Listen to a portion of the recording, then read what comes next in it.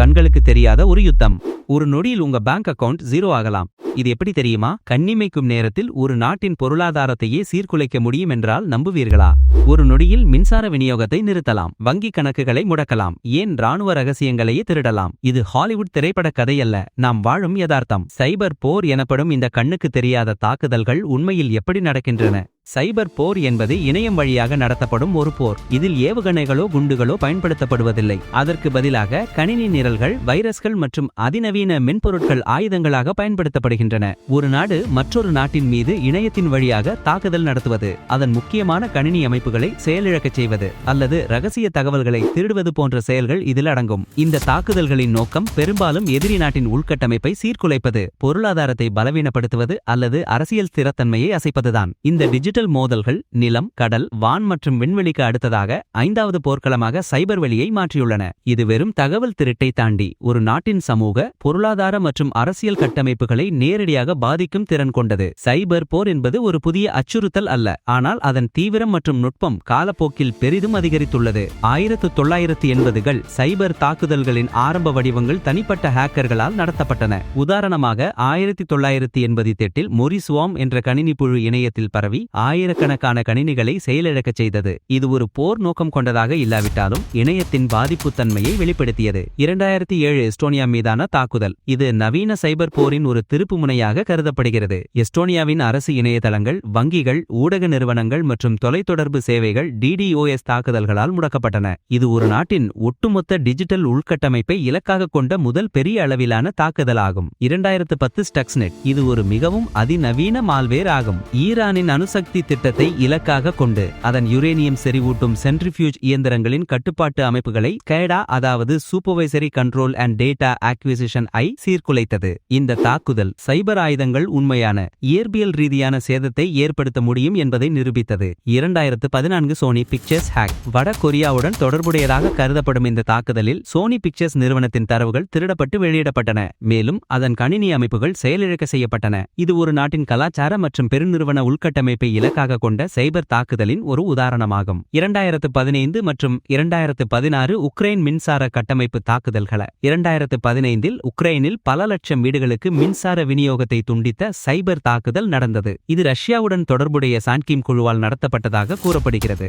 2016இல் அதே போன்ற மற்றொரு தாக்குதல் நடந்தது. இது மின்சார விநியோக அமைப்புகளை நேரடியாக இலக்காக கொண்டு ஒரு நாட்டின் முக்கிய உள்கட்டமைப்பை செயலிழக்கச் செய்யும் சைபர் போரின் திறனை எடுத்துக்காட்டியது. 2017 வன்னாகிரை மற்றும் நாட்பெட்டியா தாக்குதல்கள். வன்னாகிரை ஒரு உலகளாவிய ரான்சம்பேர் தாக்குதலாக இருந்தது. இது நூற்றுக்கணக்கான நாடுகளில் மருத்துவமனைகள், வணிகங்கள் மற்றும் அரசு அமைப்புகளை பாதித்தது. நாட்பெட்டியா உக்ரைனை இலக்காக கொண்டு ஆரம்பிக்கப்பட்டாலும் உலகளவில் பரவி சுமார் $10 பில்லியன் மதிப்பிலான பொருளாதார சேதத்தை ஏற்படுத்தியதாக மதிப்பிடப்பட்டுள்ளது. இதுவும் ரஷ்யாவுடன் தொடர்புடையதாக கருதப்படுகிறது. 2020 சோலார்விண்ட்ஸ் தாக்குதல், இது ஒரு சப்ளை செயின் தாக்குதலுக்கு ஒரு முக்கிய எடுத்துக்காட்டு. அமெரிக்க அரசு நிறுவனங்கள் மற்றும் பல முன்னணி தனியார் நிறுவனங்கள் பயன்படுத்தும் ஒரு மென்பொருள் புதுப்பிப்பில் ஊடுருவி அதன் வழியாக பல நிறுவனங்களின் நெட்வொர்க்குகளுக்குள் சைபர் தாக்குதலாளர்கள் நுழைந்தனர். இது ஒரு நாட்டின் பாதுகாப்பு மற்றும் உளவுத்துறை அமைப்புகளின் மீது நடத்தப்பட்ட ஒரு விரிவான சைபர் உளவு நடவடிக்கையாக கருதப்பட்டது. இந்த தாக்குதல்களை நடத்துவதற்கு பல வழிகள் உள்ளன. முக்கியமாக மால்வேர் எனப்படும் தீங்கிழைக்கும் மென்பொருட்கள் பயன்படுத்தப்படுகின்றன.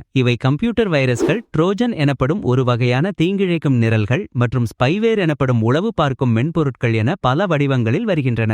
இவை ஒரு நாட்டின் பாதுகாப்பு அமைப்புகளில் ஊடுருவி தகவல்களை திருடவோ அல்லது அமைப்புகளை செயலிழக்க செய்யவோ முடியும். உதாரணமாக, ஒரு நாட்டின் அணுமின் நிலையத்தின் கட்டுப்பாட்டு அமைப்புகளில் இதுபோன்ற ஒரு மால்வேரை நுழைத்து அதன் செயல்பாட்டை சீர்குலைக்க முடியும். அதேபோல் ஃபிஷிங் எனப்படும் தந்திரங்களும் இதில் அடங்கும். இது ஒரு போலி மின்னஞ்சல் அல்லது இணையதளத்தை பயன்படுத்தி ஒருவரை தனது கடவுச்சொல் அல்லது தனிப்பட்ட தகவல்களை உள்ளிடச் செய்து அதன் மூலம் கணினி அமைப்புகளுக்குள் நுழையும் ஒரு முறையாகும். மேலும் டிஸ்ட்ரிபியூட்டட் டெனைல் ஆஃப் சர்வீஸ், அதாவது DDoS எனப்படும் தாக்குதல்கள் மூலமும் சைபர் போர் நடத்தப்படுகிறது. இதில் ஒரு குறிப்பிட்ட இணையதளம் அல்லது சர்வர் மீது ஒரே நேரத்தில் கோடிக்கணக்கான கோரிக்கைகளை அனுப்பி அதை செயலிழக்கச் செய்து உண்மையான பயனர்கள் அதை பயன்படுத்த முடியாமல் தடுக்கப்படும். இது ஒரு நாட்டின் அரசு இணையதளங்கள், வங்கிகள் அல்லது முக்கிய சேவை வழங்குனர்களின் வலைத்தளங்களை முடக்கி பொதுமக்களின் வாழ்க்கையை ஸ்தம்பிக்கச் செய்ய முடியும். சைபர் போரில் பயன்படுத்தப்படும் முக்கிய தாக்குதல் முறைகள் இதுதான். மால்வேர் வைரஸ்கள் பிற நிரல்களுடன் இணைந்து பரவி கோப்புகளை சேதப்படுத்தும். வர்ம்ஸ் தன்னைத்தானே நகலெடுத்து நெட்வொர்க்குகள் வழியாக பரவி கணினி வளங்களை சிதைக்கும். ட்ரோஜன்கள் பயனுள்ள மென்பொருள் போல தோன்றி கணினியில் ஊடுருவி மறைமுகமாக தீங்கிழைக்கும் செயல்களை செய்யும். ரான்சம்வேர் கணினி அமைப்புகள் அல்லது தரவுகளை என்கிரிப்ட் செய்து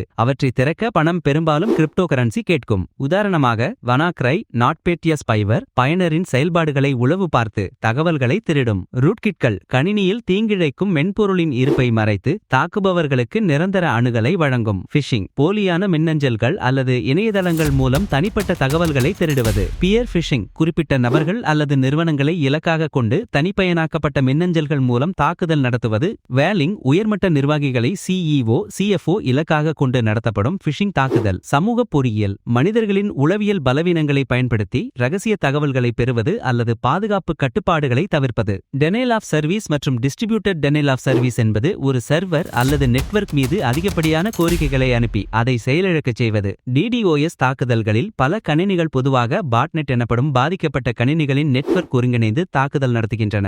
இதனால் அதை தடுப்பது மிகவும் கடினம். ஜீரோ டே எக்ஸ்ப்ளாய்ட்ஸ் இவை மென்பொருளில் உள்ள இதுவரை அறியப்படாத அல்லது சரிசெய்யப்படாத பாதிப்புகளை பயன்படுத்தி நடத்தப்படும் தாக்குதல்கள். இவை மிகவும் ஆபத்தானவை ஏனெனில் பாதுகாப்பு குழுக்களுக்கு இதை தடுக்க முன்னறிவிப்பு இருக்காது. சப்ளை செயின் தாக்குதல்கள் ஒரு நிறுவனத்தின் மென்பொருள் அல்லது வன்பொருள் சப்ளையரை இலக்காக கொண்டு தாக்குதல் நடத்தி அதன் மூலம் அந்த நிறுவனத்தின் வாடிக்கையாளர்கள் அனைவரையும் பாதிப்பது. எடுத்துக்காட்டு சோலார்விண்ட்ஸ். ஆனால் இங்கே ஒரு முக்கியமான கேள்வி எழுகிறது. கண்ணுக்கு தெரியாத இந்த தாக்குதல்களை யார் நடத்துகிறார்கள்? ஒரு தனிப்பட்ட ஹேக்கரா அல்லது ஒரு நாட்டின் அரசாங்கமா? இதை எப்படி கண்டறிவது? பெரும்பாலும் இது போன்ற சைபர் போர்களை நடத்துவது தனிப்பட்ட ஹேக்கர்கள் அல்ல.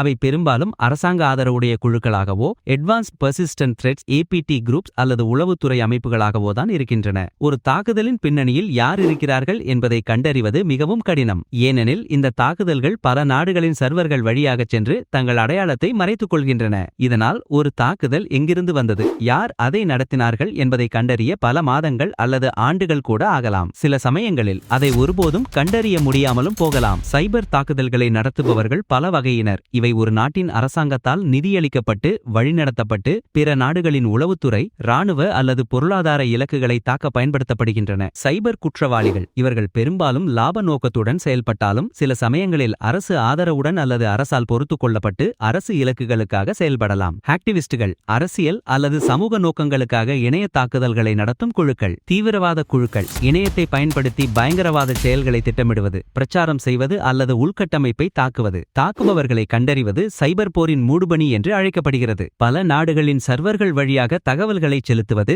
போலி அடையாளங்களை உருவாக்குவது மற்றும் பிற நாடுகளின் உள்கட்டமைப்புகளை பயன்படுத்தி தாக்குதல் நடத்துவது போன்ற நுட்பங்கள் தாக்குபவர்களின் உண்மையான இருப்பிடத்தையும் அடையாளத்தையும் மறைக்கின்றன. இதனால் ஒரு தாக்குதலுக்கு பின்னால் உள்ள நோக்கத்தையும் அதை நடத்தியவர்களையும் கண்டறிவது மிகவும் சிக்கலான பணியாகிறது. இந்த கண்ணுக்கு தெரியாத போரின் தாக்கம் மிக அதிகம். இது ஒரு நாட்டின் மின் விநியோக அமைப்புகள், நீர் சுத்திகரிப்பு நிலையங்கள், போக்குவரத்து கட்டுப்பாட்டு அமைப்புகள், வங்கிகள், மருத்துவமனைகள் மற்றும் இராணுவ தளவாடங்கள் போன்ற முக்கிய உள்கட்டமைப்புகளை நேரடியாக பாதிக்கலாம். உதாரணமாக 2015ஆம் ஆண்டு உக்ரைனில் நடந்த ஒரு சைபர் தாக்குதல் பல லட்சம் வீடுகளுக்கு மின்சார விநியோகத்தை துண்டித்தது. இது ஒரு சிறிய உதாரணம்தான். பெரிய அளவில் நடந்தால் ஒரு நாட்டின் ஒட்டுமொத்த செயல்பாட்டையும் முடக்கிவிட முடியும். சைபர் போரின் விளைவுகள் பல பரிமாணங்களை கொண்டவை. சைபர் தாக்குதல்கள் உலகளாவிய பொருளாதாரத்திற்கு ஆண்டுதோறும் பில்லியன் கணக்கான டாலர்கள் இழப்பை ஏற்படுத்துகின்றன. தரவு திருட்டு, சேவை இடையூறுகள், மீட்புச் செலவுகள் மற்றும் வணிக செயல்பாடுகளில் ஏற்படும் பாதிப்புகள் ஆகியவை இதில் அடங்கும். உதாரணமாக 2017 நாட்பேட்டியா தாக்குதல் உலகளவில் $10 பில்லியன்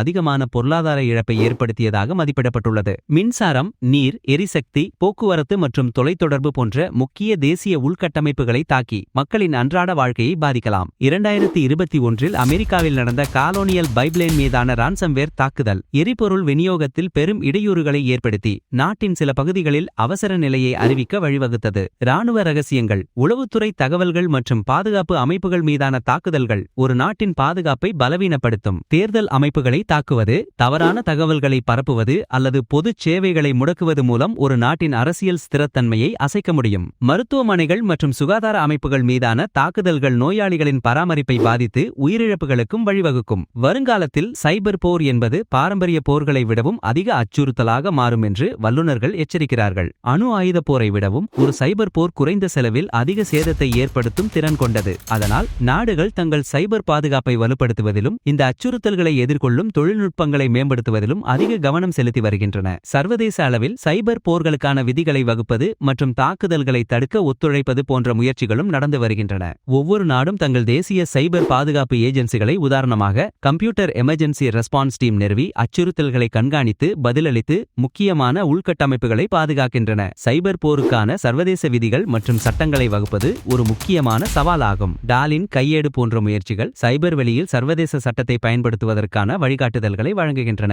நாடுகள் சைபர் தாக்குதல்கள் குறித்த தகவல்களை பகிர்ந்து கொள்வதற்கும் கூட்டு பாதுகாப்பு நடவடிக்கைகளை மேற்கொள்வதற்கும் ஒத்துழைக்கின்றன. செயற்கை நுண்ணறிவு, இயந்திர கற்றல் மற்றும் குவாண்டம் கம்ப்யூட்டிங் போன்ற புதிய தொழில்நுட்பங்கள் சைபர் பாதுகாப்பை மேம்படுத்தவும் அதே நேரத்தில் புதிய தாக்குதல் முறைகளை உருவாக்கவும் பயன்படுத்தப்படுகின்றன. தனிநபர்கள் மற்றும் நிறுவனங்கள் சைபர் பாதுகாப்பு சிறந்த நடைமுறைகளை பின்பற்றுவது, பல காரணி அங்கீகாரம் மற்றும் வழக்கமான மென்பொருள் புதுப்பிப்புகள் போன்றவை மிகவும் முக்கியம். நாம் அன்றாடம் பயன்படுத்தும் இணையம் வெறும் தகவல் தொடர்பு சாதனம் மட்டுமல்ல, அது ஒரு புதிய போர்க்களமாகவும் மாறி வருகிறது. இந்த கண்ணுக்கு தெரியாத அச்சுறுத்தல்களை புரிந்து கொள்வதும் அதற்கு எதிராக நம்மை பாதுகாத்துக் கொள்வதும் இன்றைய உலகின் மிக முக்கியமான சவால்களில் ஒன்றாகும். நம்முடைய டிஜிட்டல் உலகம் பாதுகாப்பாக இருக்க ஒவ்வொருவரும் விழிப்புடன் இருப்பது அவசியம். சைபர் வெளியின் பாதுகாப்பு என்பது தனிப்பட்ட பொறுப்பு மட்டுமல்லாமல் தேசிய மற்றும் சர்வதேச அளவிலான கூட்டு பொறுப்பாகவும் உருவெடுத்துள்ளது.